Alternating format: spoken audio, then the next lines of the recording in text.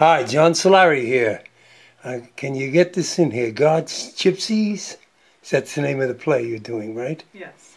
And tell us your name. My name is Tsulan Cooper. Tsulan Cooper, who's a lifetime member of the Actors Studio. And I'm going to come and join you as a fellow member of the studio. Yes. And we can get this going. And here's your tea. Don't, Oh, you know, thank you. it's unscripted, so if you want to take a sip, oops. If you want to take a sip, just take a sip. And I can see myself. Okay. There. And now we got it. All right, here we go. Let me ask you something. Yes. Why did you become an actor? Well, I would say it actually found me. I really wasn't, I didn't set out saying I'm going to be an actor. In fact, I never thought I would act. It never came to me, and I feel like it was just something that was meant to be. Meant to be. Yeah. I remember you around the studio before you became a member. You know, that was back in the days with Shelley Winters and when you were there. Yeah, slightly after that. It must have Right. been within, yes. Because I do remember seeing you around. You always had this lovely smile and always so quiet. Oh. And really, and you still have a lovely smile and you're very quiet. Now, and you became a member. You didn't want to be. You said by accident. What was the accident? Well, I have tried to encapsulate this, but there's, you know, it's interesting how one of the themes, like in the last 7 years of my life, has been about surrendering to letting go of the things, you know, things that I feel like it's, in a way, it's kind of a programming. Certain things that I did in my life, Right. and then everything kind of fell away, and and it was a time to.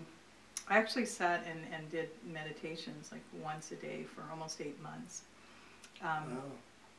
And I just kept feeling like there was something here. I didn't know what that was, just a sense, a feeling, but I didn't know what it said. It just, something kept talking to me. And I didn't understand the language of this until I was, in a sense, mentored and seeded and developed through the Actors Studio, through people that embraced me and started inviting me to their workshops and just enveloped me. And during those 8 months, I would do this meditation. Everything fell apart in my life, sort of say.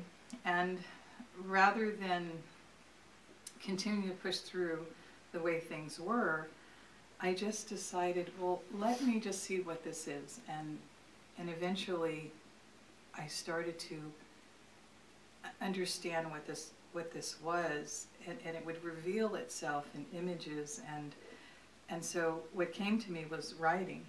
And then so I was, okay, well, maybe move in the direction of writing.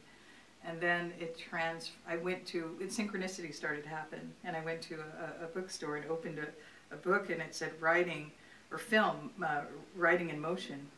Oh, maybe film, maybe I could do documentaries. There's a voice, there's something. And so I ended up going to Strasbourg, the digital film school there, and so the intention was, well, I'll do the documentaries for women, and I may go back to something to do that. And so it's been about finding my voice that I didn't even know was suppressed, that I wasn't really connected with that. And so one day when I used to teach, and there was next to my sign-in sheet a flyer from Strasbourg. A couple of weeks after I found this book in a bookstore that said Film Writing in Motion, and I saw it and was, oh my gosh. And so I called and I went to an interview, a 3-hour panel interview, and the person that was running that program and called me back and said, we'd love for you to do this. So started the film program. And then through a series of events, I had an observership at the studio, helping with the play. Right, that's what I remember you, yes. As a quick dresser for Elaine Taylor and Charlie Robinson. was also in it. Dick Wayne,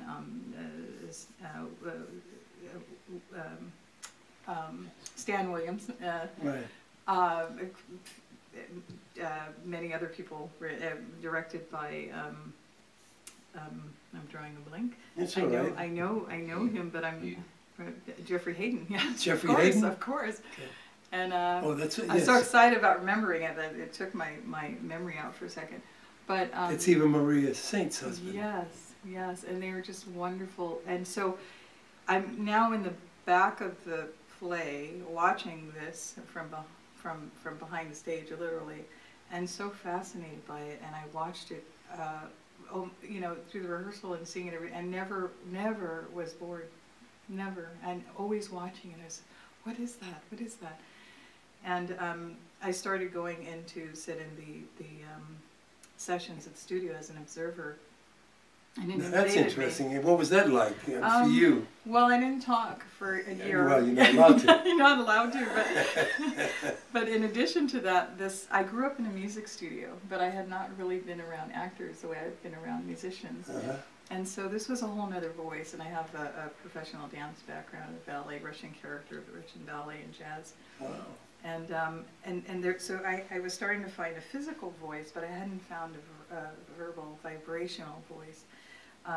And I started sitting in the sessions and just was in awe of what is this expression, what is this art, and it invaded me, and little by little I was able to participate here and there. If I could do a reading, if I could announce somebody in the PD unit, if I could make coffee, anything, just to, what is this? And I still don't know, but I found, even to come here today, just to speak with you on this, really has been a gift from the studio to transfer that into my daily life. And so through that observership and through the encouragement of the most amazing people at the studio, I started to take little steps. And it's a unique situation because I became a member before I actually did play. Yeah, really, yes. I mean, but, I'm looking at it, and I'm thinking, wow, what a great way to observing the work. When I used to do scenes in New York, I would always open my rehearsals to the finalists, and I would always allow them to come in and watch, because they don't see the finished product. I mean, they see the finished product. A lot of people don't see the work being done. And I always thought that they should be allowed to see the work, the process being done. And that's what you got to do as an observer. Yes. Especially when you were watching people rehearse. Yes, and I've been so blessed, I've been so fortunate, because the people that have embraced me are, as much as I can, I've been hoping and trying to absorb the process. Right. For example, Alan Miller, who is just amazing, I remember him saying, never take the process for granted. No. And even though I don't profess to know what the process really is, in other words, it wouldn't be for me to say it's this, this, and that, but I can try to honor what's being passed on to me and go with that. And then if that creates something, and if I'm lucky enough to get into the vein of some creation of something and go with it, it will take you. Take you, yeah. And that is the process. I think and I think you understand it, but maybe you're not saying it, is the process really is allowing things to happen and see where you go. There's no right or wrong way of doing anything. It's where it goes. Yes. Is it the right place? Yes. Yes. Does it work for you? Yes. That's what I believe. I mean, that's my interpretation of the process. It's everyone's individual. It's like when people ask me about the method. The method is your method. Whatever you do, that's your method. And so that's something that there's so much I want to say that it all kind of rushes, and then I have to go. Oh, okay. But for example, Joanne Linville she's given me so many gifts about experiencing the word, about doing it is another thing, but experiencing the word and tenses, you know, where you are, not only in the place, but where you are in that moment, you know, if you're in the future, or if you're present, or if you're some blending, and she does this wonderful exercise where you might work on a paragraph for a year. Yeah, no, yes. Yeah, and she studied with Stella Adler. She's and she's a member of the Actors Studio, Joanne Love. Yes. But and I started going to her Shakespeare workshops, or sessions, I should say, at the studio, and that was my introduction to her. And it's just, and I feel I will spend a lifetime, you know, trying to absorb the process and hope that the structure of the process will take me, and giving birth. Joanne says you give birth to it every time. And, you know, what happened yesterday is yesterday, but giving birth to it. So I have. Shakespeare is interesting. Now, what is your nationality, if I may ask? Oh gosh, Japanese and Native American. Right, I thought so. Yeah, because I mean, in the old, you could really play for the Indian part, and or the. Oh, okay. Yeah, you know, but when I'm thinking now to do Shakespeare, it's an American Indian culture and Japanese. Well, I could see both cultures because they're very, you know, expressive in body, where Shakespeare is expressive in language. Yes, and it's a perfect medium, you know, with Shakespeare, because one of the things that Joanne was imparting, or at least I felt like she was imparting, is the many possibilities of the word, and that she says that Shakespeare does not leave it to the actor. She says that everything's there, but it's for you to experience it. Right. And one of the things that through this amazing journey of all of these wonderful gifts that the people in the studio, I call them sages, including you, have imparted, is that there are many ways, many roads to get there, but I feel that as an artist, that how to find a process or make a choice towards a process. How do you do that? How do you do that? So that I can transcend gender, so that I can transcend nationality, so that I can transcend programming, that I can transcend, and to loan myself to whatever the journey of the character is, and whatever that takes, you know, to be willing to go there. That is that there's you come away from it richer internally, whatever that happens to be. But you asked me something, and I'm not sure. No, that's right. No, I was asking you, how do you go about it? And I was also going to ask you, now, when you do, as an actor, are you willing to get naked? I am. Good, I am. Good. I am, because it's just. I say that only because when someone is willing to go there and willing to get on, expose yourself, as we do as actors, I mean, that is the ultimate embarrassment of being naked. It's almost like, when I say that, I'm talking about, it really has to do with being naked in your mind. Yes. So that you allow anything Yes. to process it, and you can, and your experiences will allow you to do that, right? I mean. Yeah, and it's I feel like it really is. It's flesh. I mean, we're so bound by the physicalness of our being, and it seems that to be bound by that is what leads to a lot of programming too. And I feel like part of the process takes us into places that go beyond the physical world. And so I'm willing to be naked, because I feel like that is metaphorically in a way, you know, to be on stage is to be naked. To be that, you're right. That's what I'm saying. So if you're willing to go, and and I'm also saying that because I'm thinking here you are willing to be naked, and you're playing a nun. Yeah. I'm just picturing the nun looking at her body before she puts on the habit. Yes, I'm in a play called God's Gypsy, and God's Gypsy, and yes. where is it playing? And this is playing at the Lillian. The Lillian Theater, which is yes. in Hollywood, right off Santa Monica Boulevard. It's a great little theater. It's a beautiful theater.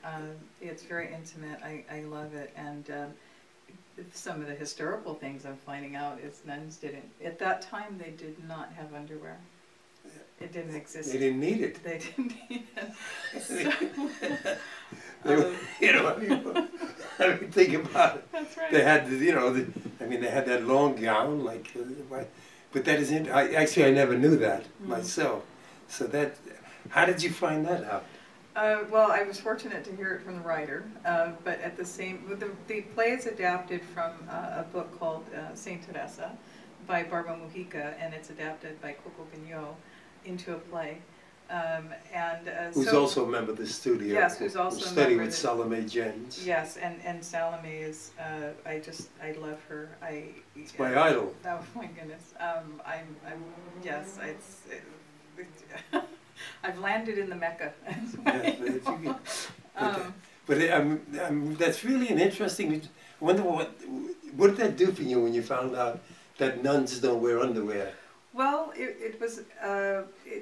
I had to sit with that for a little bit and ask myself, you know, am I willing to go there? And then I felt that there are some scenes in the play that are graphic, and it wasn't about the nudity. It was about. I have to try to find a way to because you know there's this internal language that doesn't have a name, right. and if one can commit to some kind of process, whatever that happens to be, and if that language comes out, and you go into this other space, but you know with the creative process of directing that through, you know, as a channel.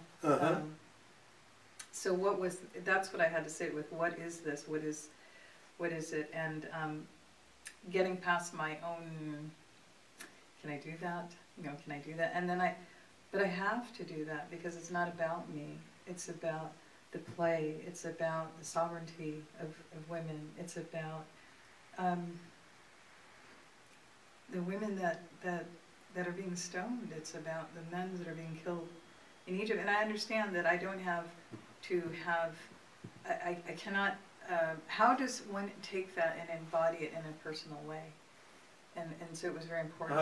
How do you do that? That's interesting. Yes, I guess I would say actually I don't know, but I do know that committing to a process to try to find that within, and hopefully if I'm lucky and I connect and I go to that other place, that then informs it, and it just happens. It's not like a genie in, what's the word, a genie out of the bottle. Not, right. Not in Let that the way. Genie out of the bottle, yes. You know, not this kind of, but through, that you can rely on the process, and then what happens, happens.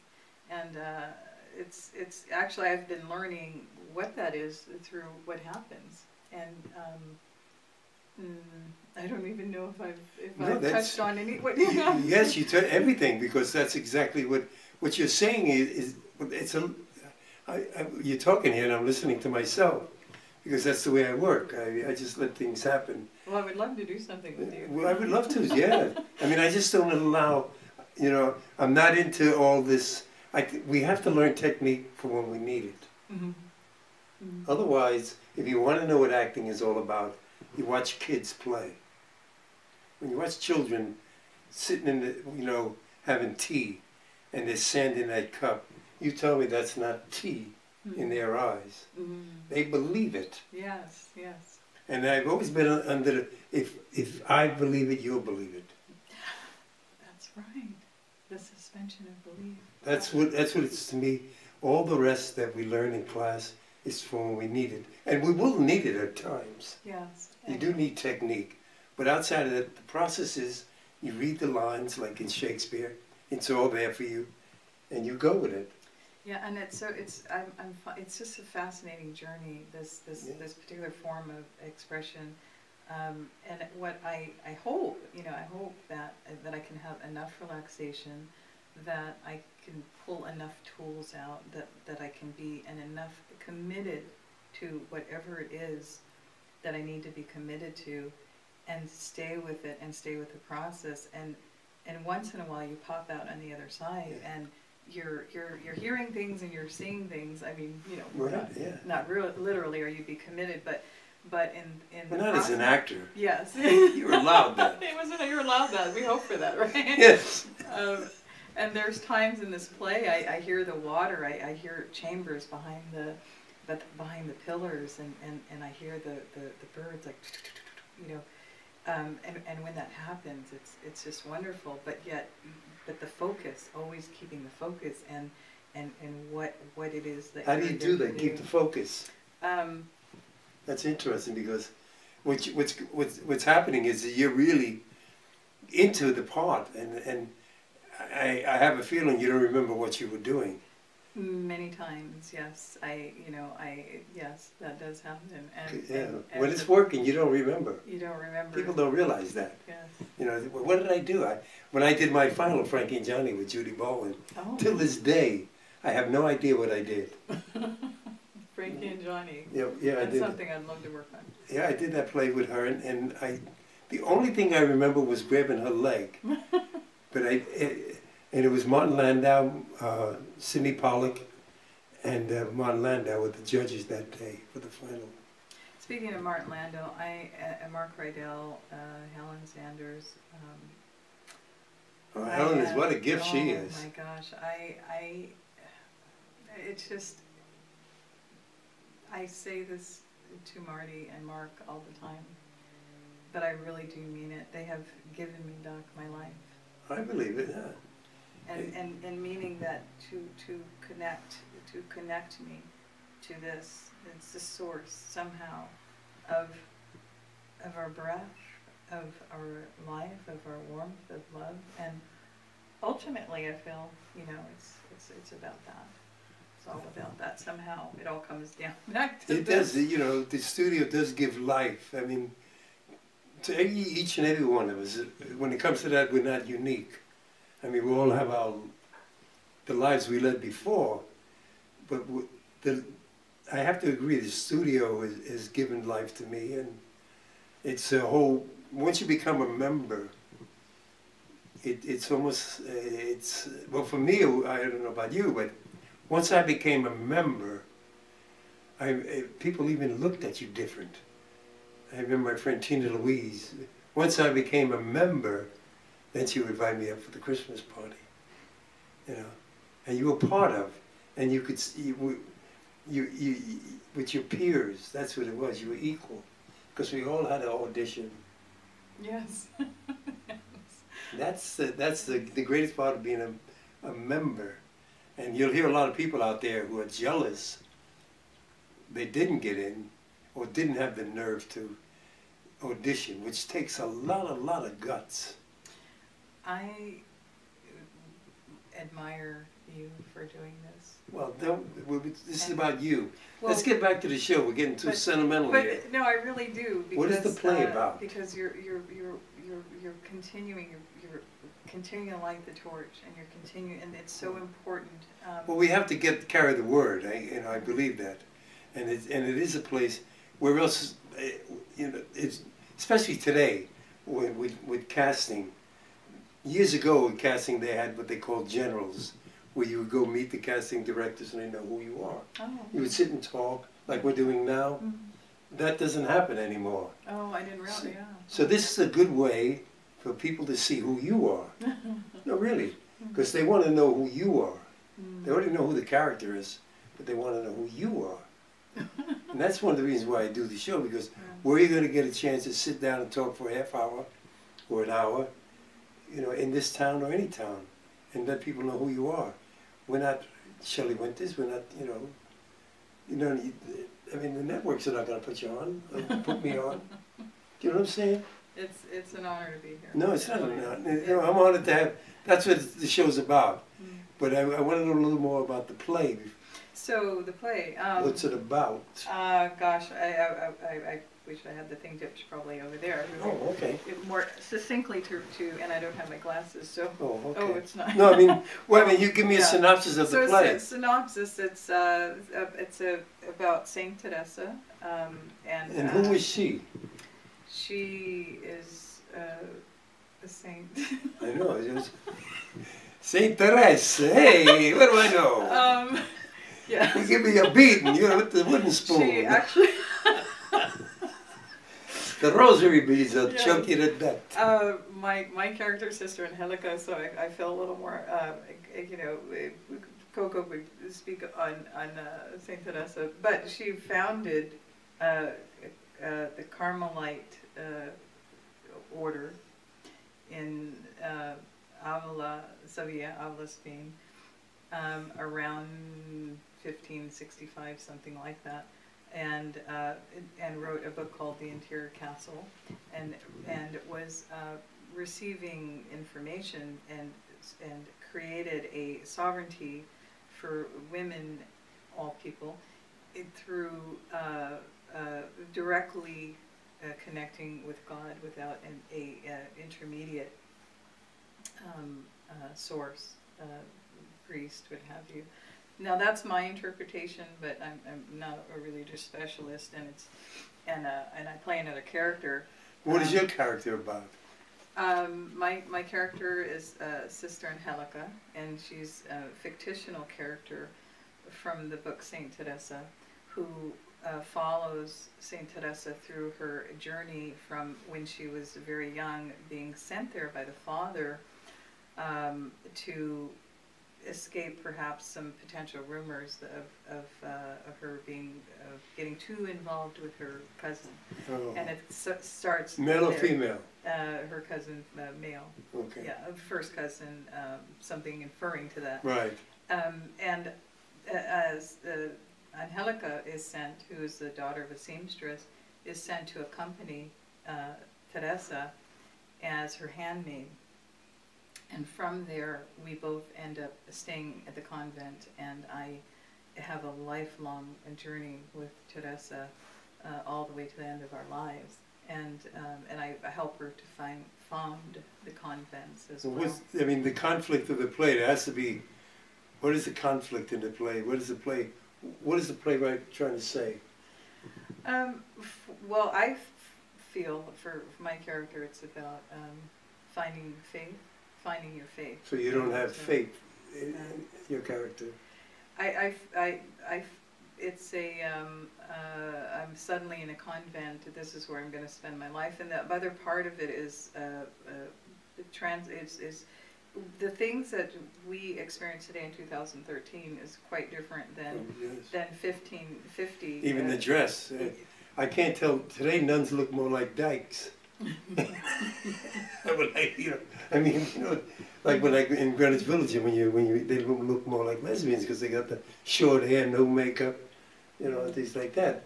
Well, years ago, you know, they look like penguins. We used to say, you know, priests were the good guys, the nuns were the meanies. You know, they didn't want you to hit you with the ruler on you, and give you a beating. Yes, and so finding faith in light of the Inquisition, because at that time, if you laughed at even a female laughed at even a slight suggestion of sexual joke, that could be grounds to take that female, put them in a cell for months, maybe years, questioning until they would accuse a neighbor, and like the witch hunts of Salem. Yeah. And it's actually still going on today. It is. In countries over there. It is. When they stone women, I mean, I just don't understand how could, and this is all done in the name of religion. I don't understand it. I mean, I'm not going to get into it because, but It's just, to me, it's not right. I mean, women, Yeah. and they're not being, nobody's standing, I mean, I can't say nobody, but the people who are in power are not